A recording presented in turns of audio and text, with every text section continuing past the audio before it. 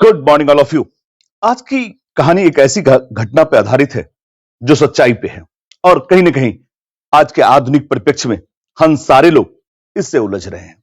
आज से करीबन 4 से 5 दिन पहले एक 40 से 45 साल का नवयुवक पायलट एरोप्लेन को लेकर नागपुर से पूना आने वाला था। जो ही वह घर से निकला तो उसके चेस्ट में हल्का पेन जैसा महसूस हुआ। वह उसे इग्नोर करते हुए यह सोचा कि मैं कुछ ही देरों में समय में पुणे पहुंच जाऊंगा और वहां जाकर कंसल्टेंट या डॉक्टर से मिल लूंगा, क्योंकि समय हो चुका है और सारे पैसेंजर फ्लाइट में आकर बैठ चुके हैं। वह घर से निकला, एयरपोर्ट पे पहुंचा और जैसे ही एयरपोर्ट से फ्लाइट के लिए डोर ओपन कर ही रहा था, तभी उसे हार्ट अटैक आया और वह एयरपोर्ट पे ही खत्म हो गया। एयरपोर्ट अथॉरिटी ने मात्र 14 मिनट के अंदर में ही पाइपलाइन में जो पायलट्स थे उनका अरेंजमेंट किया और फ्लाइट को उड़ा दिया। कहने का मतलब मात्र 14 मिनट में ही वैकल्पिक व्यवस्था के साथ सारे कार्यों का संपादन हो गया।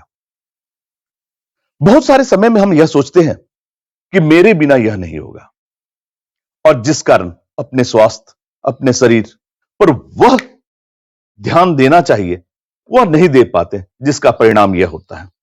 यह मानकर चले पूरी दुनिया के लिए आप केवल एक आदमी हैं, जबकि आप अपने परिवार के लिए आप ही दुनिया है। कभी भी अपने स्वास्थ्य या फिर एक्सरसाइज से कंप्रोमाइज न करें। यह वीडियो के माध्यम से मैं यह नहीं कहना चाहता कि आप कार्य पर ध्यान न दें, लेकिन कार्य कर रहे हैं ताकि आपका परिवार, आप खुश रहें।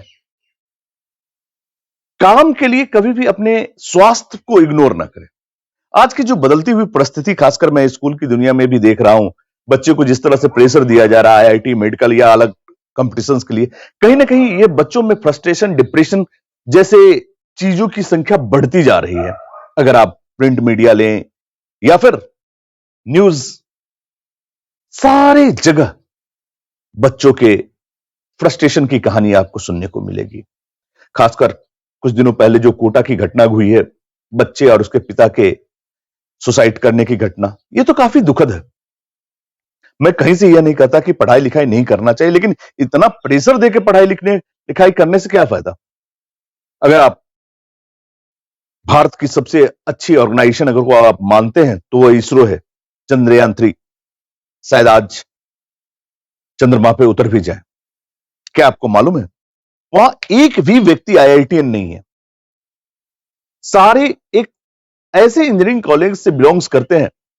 दुनिया नहीं, भारत के नक्शा में भी बहुत सारे लोग वहां के इंजीनियरिंग कॉलेज को जानते भी नहीं हो।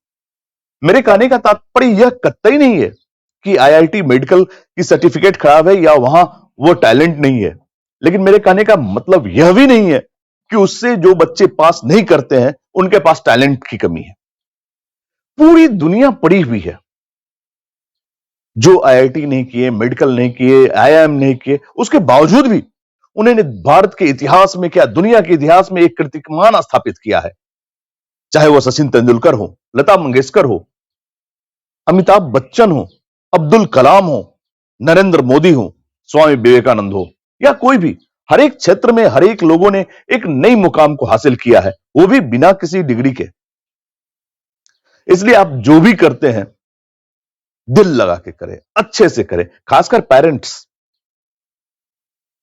को मैंने देखा कि बच्चे से पूछते हैं कि आप क्या करना चाहते हो, तो वो बोलते हैं कि मैं पायलट बनना चाहता हूं। मैंने ऐसे व्यक्तिगत रूप से सैकड़ों बच्चे को जानता हूं जो 9th-10th में हैं, और उन्हें अगर एक रोड क्रॉस करने के लिए कहा जाए तो दिक्कत हो जाती है। बच्चे को ही नहीं, पेरेंट्स भी उसे नहीं छोड़ते। तो आप क्या बता पाएंगे वो पायलट कैसे बनेंगे? बच्चे को फील्ड में छोड़ो, खेलने दो। जब वो खेलेंगे तभी खिलेंगे, और तभी भारतीय इतिहास को गौरवपूर्ण, गौरवशाली बना सकते हैं।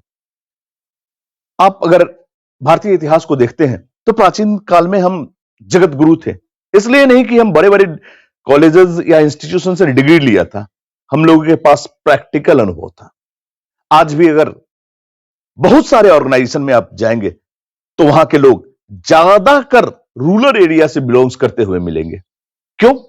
क्यों? वहां एक पॉलिसी पीडीसी है, प्लान डू चेक एक्ट। वहां हर चीज, खेती हो या कुछ, करते हैं, चेक करते हैं, इंप्लीमेंटेशन करते हैं, सफल हो गए देन गुड, अनदरवाइज कहते भगवान की यही इच्छा थी, और पुनः वह कार्य में लग जाते हैं। नतीजा आपको भी मालूम है। आप आने वाले बच्चों या फिर अपने काम के साथ साथ प्रत्येक लोगों को, अपने बच्चों को, अपने आप को स्वास्थ्य पर उतना ध्यान जरूर दो जिससे आप कम से कम स्वस्थ तो रह सको, क्योंकि आप कमाते हो जीवन के लिए, और आपके जीवन के की सबसे मूलभूत आवश्यकता है स्वस्थ रहना, एक्सरसाइज करना, और आप उसे छोड़कर कमाने में लग जाते हो तो कहीं ना कहीं यह गलत है। और हम अपने बच्चों को भी या आने वाले जनरेशन को भी एक गलत डायरेक्शन में लेके जा रहे हैं, जिसका परिणाम आप भी जानते हो, मैं भी जानता हूं। आगे क्या करना है मर्जी आपकी। खासकर बच्चों को, अगर उनकी मैथ्स अच्छी है, इंग्लिश अच्छी है, और प्रत्येक दिन पसीना बहा रहे हैं मेहनत से, याद रखना जीवन में कभी भी वो भूखे नहीं मरेंगे, अन्यथा मर्जी आपकी। जय हिंद।